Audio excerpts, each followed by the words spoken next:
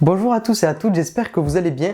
Aujourd'hui, je vous fais une nouvelle vidéo pour répondre à une question que je retrouve énormément dans mes DM. Donc, il y a énormément de gens qui me disent, voilà, je suis en train de faire un bac général, option SVT, physique ou mathématiques par exemple, et je n'ai aucune notion en finance, en fiscalité, en droit, en économie, en comptabilité. Et est-ce que j'ai le bon profil pour rentrer en DCG? Cette question, elle est très pertinente et je vous avoue que je me suis posé la même question. Parce que moi, j'ai fait un bac S, du coup, j'avais des mathématiques, de la physique, de la SVT. Donc, je me disais, j'aurais dû faire un bac ES, j'aurais eu au moins des notions en économie, etc., etc. À quoi ça va me servir mon bac S si je rentre en DCG? Donc voilà, moi je suis passé par là et du coup maintenant je vais pouvoir répondre très facilement à cette question et je vais surtout vous expliquer pourquoi. Du coup, bien évidemment qu'avec un profil voilà, général, avec option SVT, physique ou mathématiques, vous avez le bon profil pour rentrer en DCG. Du coup, avec un bac plutôt général, comme vous le savez, vous allez avoir un programme très varié. Mais ce qui va être très important, c'est qu'avec un bac général, en fait, vous allez devoir vous adapter à un niveau de travail qui va être élevé, un niveau d'exigence élevé également. On va vous pousser à la réflexion, ça va vous aider à améliorer votre compréhension et du coup à vous adapter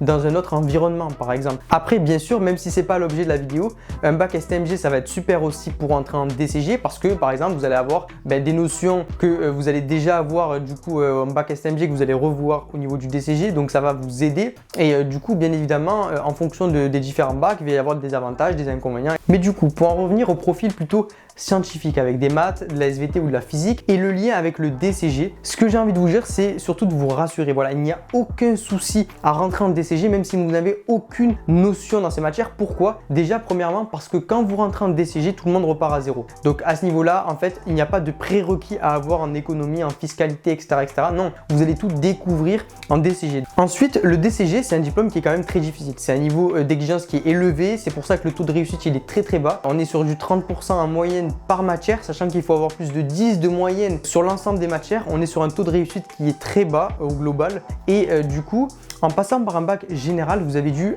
encaisser une charge de travail qui est très élevée. Et du coup, vous allez plus facilement, on va dire, vous acclimater à cette charge de travail, à ce nouvel environnement. Voilà, même si vous n'avez aucune notion, moi, si c'était à refaire, j'aurais refait exactement le même bac. Pourquoi? Parce que même si au final, maintenant, je me retrouve dans la finance, la fiscalité, le droit, etc., ce que j'ai fait au niveau de mon bac, ça m'a énormément aidé, ça m'a énormément enrichi, ça m'a énormément plu. Le seul point qui est important d'après moi, c'est qu'au début, il va falloir y mettre du sien, se poser des questions, essayer de comprendre, s'intéresser.